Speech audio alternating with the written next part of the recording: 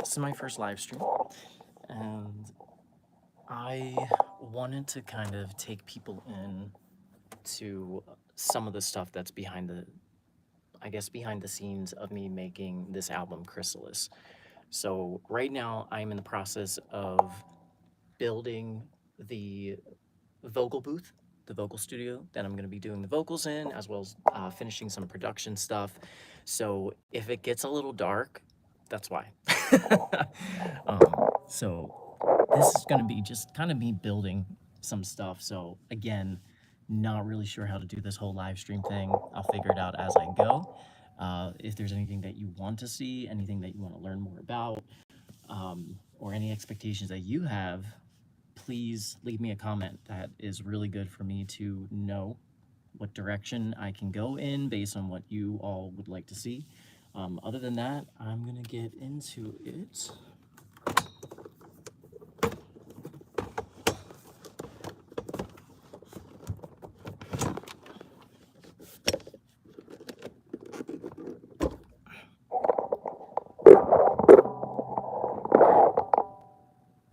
Okay. All right. This just looks like nothing. I'm in the void. Oh no. All right. So this is. I don't know if you can see right now, because that's one of the things I have to work on is the lighting in here. Let me see if I can add more light. See, I like my atmosphere to be really moody. Not negative mood, more ambiance. I love ambiance. I love creating an atmosphere that feels ethereal, feels otherworldly, feels warm and safe as well. And just very explorative. I love that. It's what I guess inspires me and helps me focus and channel when I'm drawing from, you know, this spirit world in a way, if you wanna call it that. Okay. So now that I have the lights on, let me see if I can. There we go. Okay. So I got the foam boards. So I built these myself. And there's my beautiful tree. Oh, that's so cool how the light is doing that. See, that's a whole mood right there anyway. So I built this. Let me show you the outside. Okay. So this is my booth. And it's pretty large. To give you some context, that's me. And the booth, I basically got some foam board insulation from Home Depot, and then I purchased some vinyl and some foam boards, and I put those together to create some kind of sound muffling from the outside, so that way I would feel a little bit more comfortable singing and experimenting, because anybody that is a singer understands,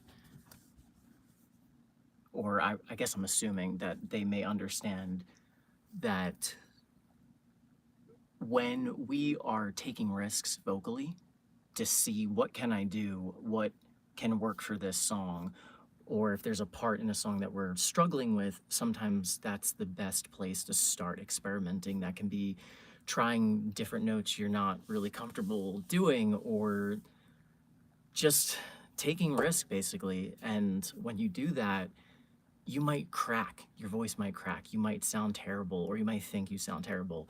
Whatever it is, for me, I get very self-conscious. I am not, I do not consider myself like a studio recording artist. I am so much more comfortable being alone when I'm doing vocals with nobody else around me. So my goal overall is to learn how to vocal record, vocal mix, and vocal master just in the way that I want for my music. so that way I don't have to rely on somebody else to go into a studio to record vocals, because that's when I don't do well. I hold back and I doubt myself, and I'm working on that. So as I'm working on that, I am trying to find solutions that help aid in me bringing out my best, and this is what I've learned about myself. So yeah, so there's also a ceiling. Now I also made some starboards. So they're packed away right now, but here's an example of them. So I got these cardboard, no, these aren't cardboard, these are poster board. And I bought a bunch of stars, fluorescent stars, and I put them all over there. And what I'm gonna do in here is turn this into like a star room. So when I don't want this kind of lighting, which by the way, I never do white lights. I hate white lights. So those are just on right now to aid in a little bit more light, because typically which one is the one? Okay. Yeah, typically I like, yeah, it's more my vibe. My favorite color is red. I love red, especially dimly lit red. Like, oof, that is my ambiance. That is my realm. Now, what was I saying? Oh, the starboards. Okay, so with the starboards, I am going to try and put them up. It's going to be a challenge because these boards are, the insulation boards are foam. So you can't really put a nail through them without it kind of just like ripping, because there's nothing really holding that. And then I have the vinyl boards, if you can see, it's so blurry. Hold on, let me turn the white lights back on. Light up just a little bit. Okay. So this is the vinyl right here, and that's really tough to poke through. So I have all of this layer that's, I gotta have the right kind of nail that can go through the poster board without ripping it and then falling, but also hold it so that way I can turn off the lights and then I can come in here and it's like a deprivation chamber where I can isolate myself from the world, from people, from everything, and just be in complete darkness except for like stars. So I love that kind of shit. That making little boxes, like little oases in my habitat, is really, really important to me, because that is something that had saved my sense of peace of mind, as well as kind of, now that I'm thinking about it, now I'm making an album called Chrysalis. It kind of is like a chrysalis. It is like me building my little chambers of metamorphosis where I can go into and I can relax, I can transcend, I can transmogrify, I can commune with God, I can get in touch with myself and go deep into the labyrinth of my mind, of my heart, of my soul, of my spirit, and reconfigure things, and meet other aspects of myself, and make treaties of peace when I'm at war inside all the time.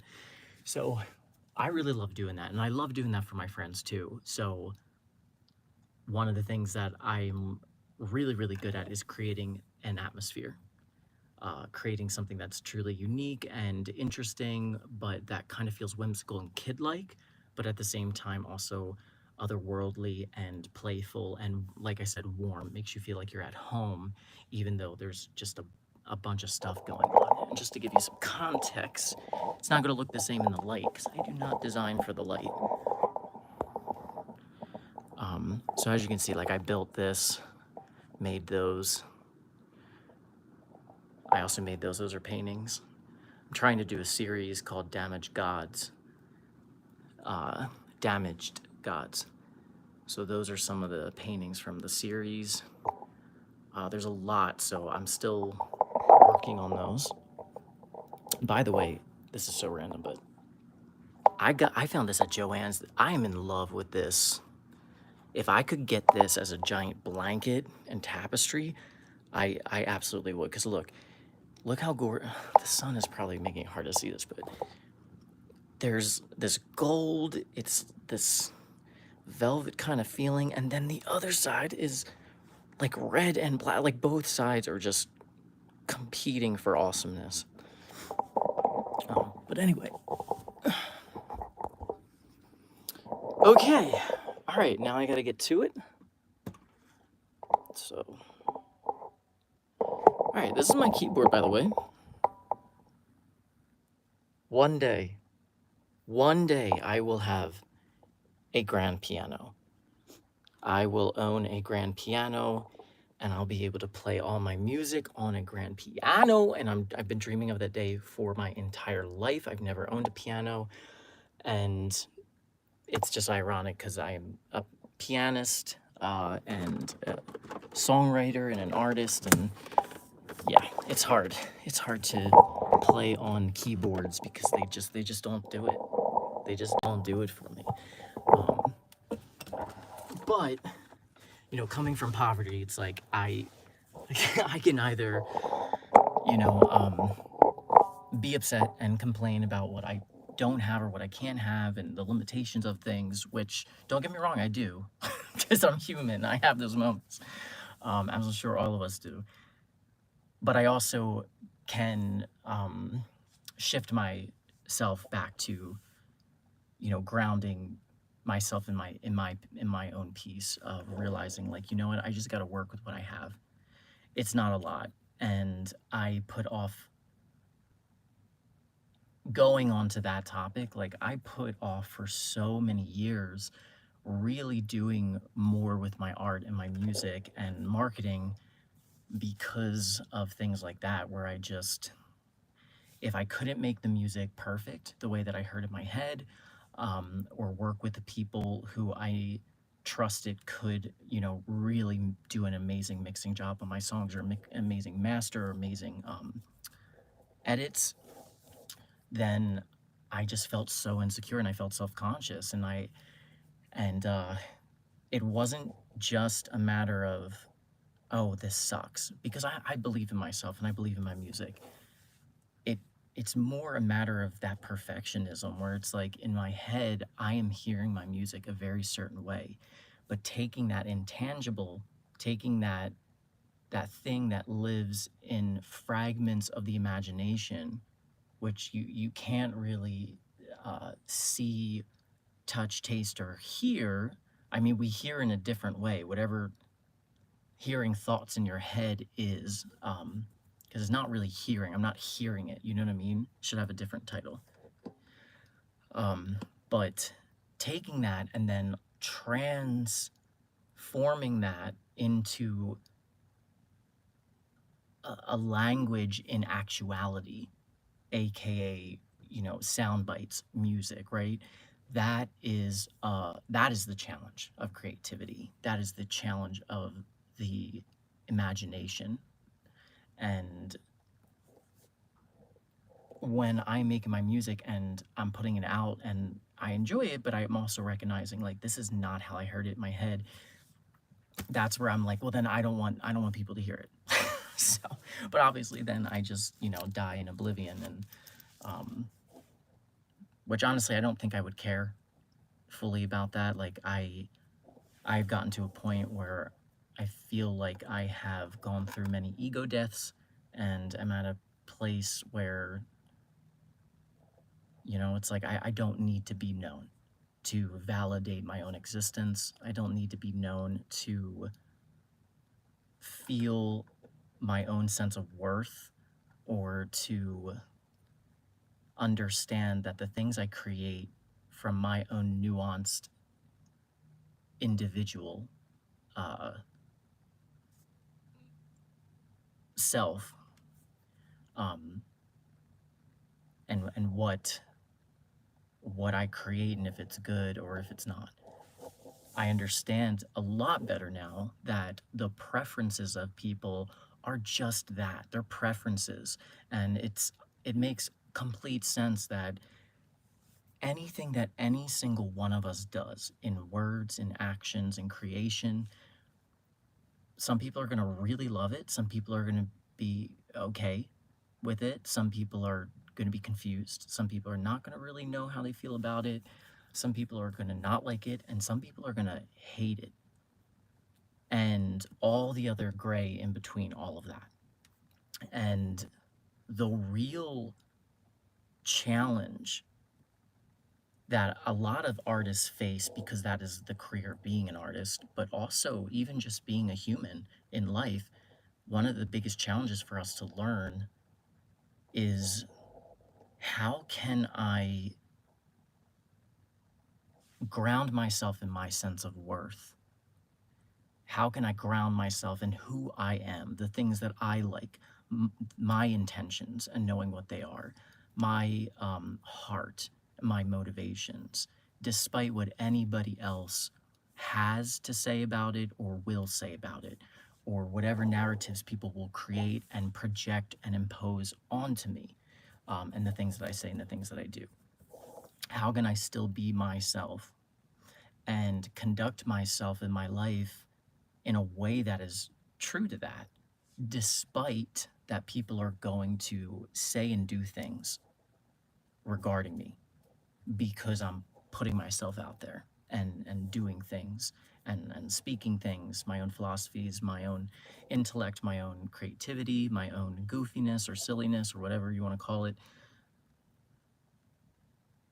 Learning to make a space for accepting that, like, everybody's allowed to have their opinions, and some of those opinions can feel attacking, some of those opinions can feel painful or hurt, or we can take very personally, and there's many reasons for that. And the best thing that we can ever do, in my opinion, regarding that, is to dive into ourself. Don't worry about the other people. Dive into yourself, explore you, explore why you feel all the things that you're feeling. Go deep. And when you think you're as deep as you can go, you might not be. Go deeper.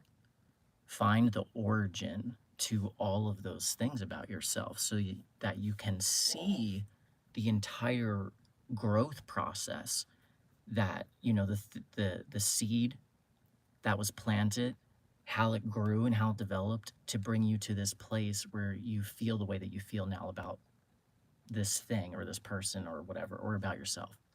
There's a network. It's like, it really is like roots, where it's like, it's not just one root going down to a seed. It's like tons of them kind of bursting out and then coming off of each other even. So there's just so many channels and tunnels to explore about yourself. And one of the things I learned, or came to learn really well, is nuance and understanding that the worth of each individual is based on nothing more than the fact that there is no other you in this world. And that's just seemingly a fact here. There's no other person that's me. Doesn't matter what experiences we might have in common, you and I. It doesn't matter what things I might discuss that you may feel like you can relate to or have experienced yourself, because even those similar experiences were experienced differently. And even those experiences themselves, although similar, were still different because of those unique nuances that made it different, such as you being you. I'm not approaching life with your mind, with your brain. I don't have your experiences growing up with your parents and how they treated you, or your family, your environment, your peers, or your interests. I don't have any of that. I just have my own, right? So, and this is such a tirade that's going on about nothing, or tangent going on all over the place, but that is where the worth comes from, in my observation, is just, there's no other you. So learning who you are and learning how you can contribute, contributing to this world is not just about how we give back to it and to others. It's about how we give ourself to the world and back to others. hoping that everyone is also learning how to do that themselves. You know, because the best community that we can build is not groups of communities, but a community of humanity. And that's going to take an extremely long time if we even ever reach that, of understanding the importance of the individual and then finding a space for each individual within the community of humanity. And that is our biggest community, is recognizing, you know, every person here is unique and nuanced, and they have something to teach you, just like you have something to teach them. And it does not mean we're all going to get along, and it doesn't mean that we have to all get along. It just means, are you trying? Are you trying to learn, or are you trying to defend and push away? Are you trying to learn, or are you trying to build a community in the world that is just a carbon copy of things that you feel comfortable with, or that make you feel like you are represented, or make you feel like you are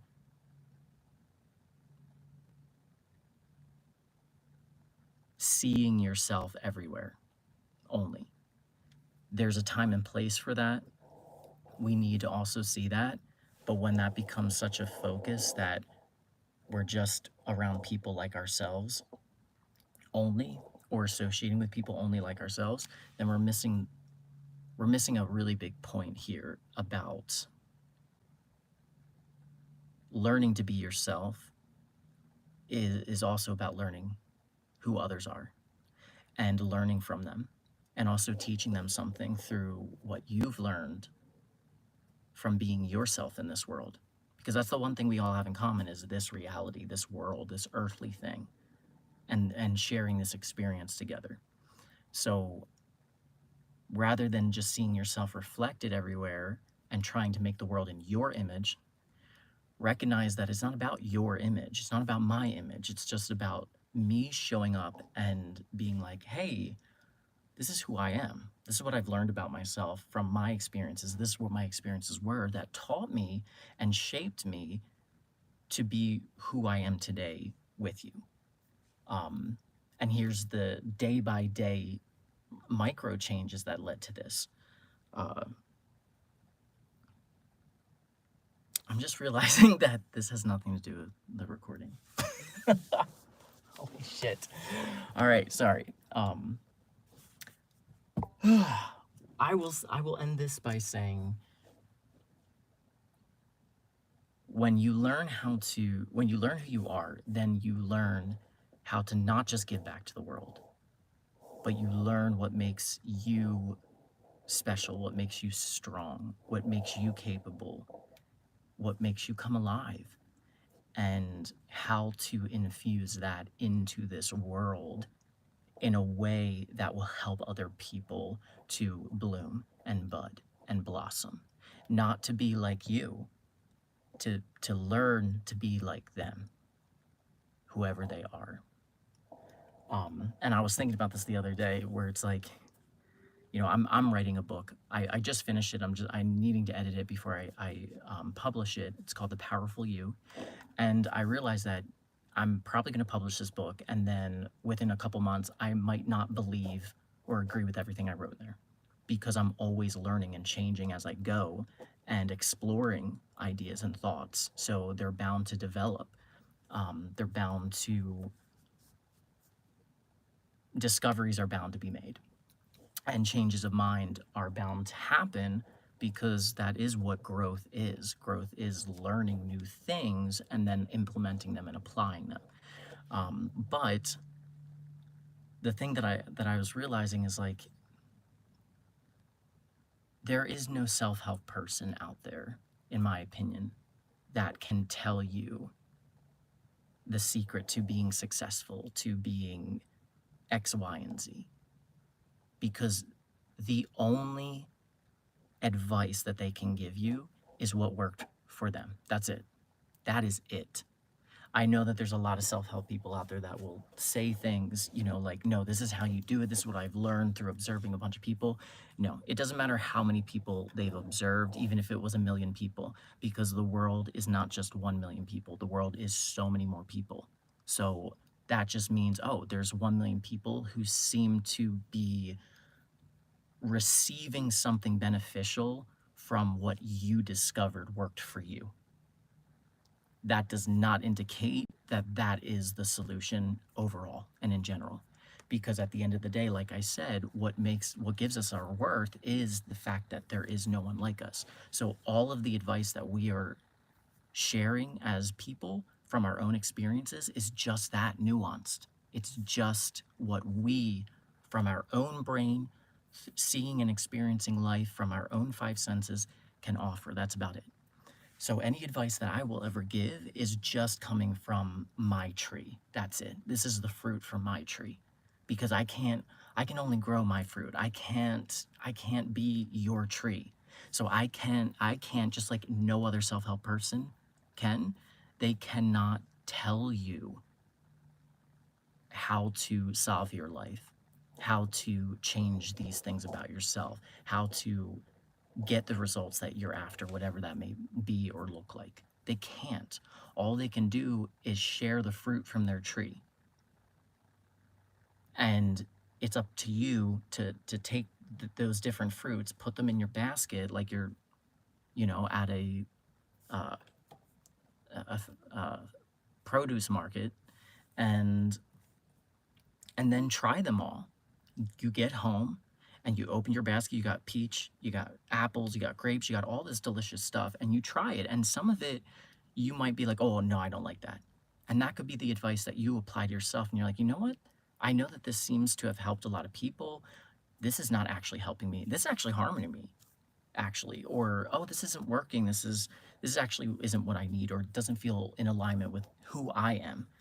And then you might try some other fruit and be like, you know what?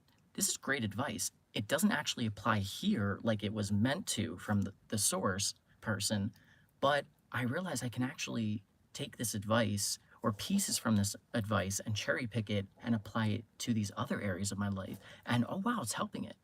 So that's all we can ever do, is just grow ourselves and find a way to be that so so freely, so big. Grow your tree to be a huge tree, and then let all of that light help you bear this really amazing fruit that you can share with other people who are traveling, or other trees, other environments, the soil of the earth overall, whatever metaphor you want to use. Um, but that's all we can ever do, because anything that I learn works for me. If I ever do achieve my success on the scale that I would like it, that's all it is just, oh, this worked for me. But I can never tell you how your life can work for you, because I'm not you and I never will be, and no other self-help person will. So it doesn't matter what self-help people say, this is definitely what you got to do, this is what works. No, no, none of us can really claim that. We really cannot, because as as long as I am not able to be in you and walk your life, experience your life, feel everything, I, I really can't have a say about it. I can share observations from the outside and how it conveys itself to me, but then that will only be my perception of you. And as we already know, everybody else will have different perceptions of the same thing. So that's not all the more reason to not really focus or worry so much about other people and what they're thinking about you, because that's detrimental to your own growth and embodying and emboldening and grounding yourself in who you are. You want to help the world. Through my observation, that's what seems to help the world. You can't prevent negative consequences happening because of that, because it will. like I said, everybody will perceive you differently, and it's always going to be nuanced. So for all the good, there's going to be negative. But if the overall effect of you being you in the world is net positive, that is worth it. Or at least to me, that seems worth it. So anyway, my gosh. This is my ADHD, most likely, you know what I mean? And my OCD kind of like all rolling together and just taking me off of what I'm supposed to be doing here, which is showing you and building this recording booth. So let me get back to that. Okay. All right, so yeah, I'm trying to figure out what I want to do here. I guess I'll end there because it's like 30 minutes. I'm sure hearing my voice that long has probably been very tiring. So I am going to get back to this because I think this is distracting me actually. And then I will try to live stream another day and show you the finished product and then take you into some of what I'm going to be doing for the album. So again, thank you so much for watching this. It means a lot. I really appreciate everybody who believes in me and supports me and my creative journey and development. This is all I ever want to do. This is really the only thing I can truly contribute of myself, of my soul, because this is who I am.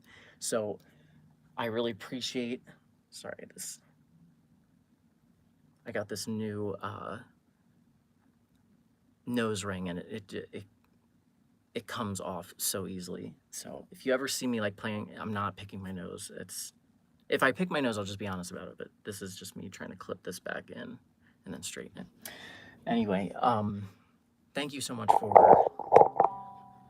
supporting me. I can't say that enough, how much that means to me. This is all I want to do, and I'm so excited about this album. I'm also so nervous, and I have some fear about it. It's very honest, it's very vulnerable.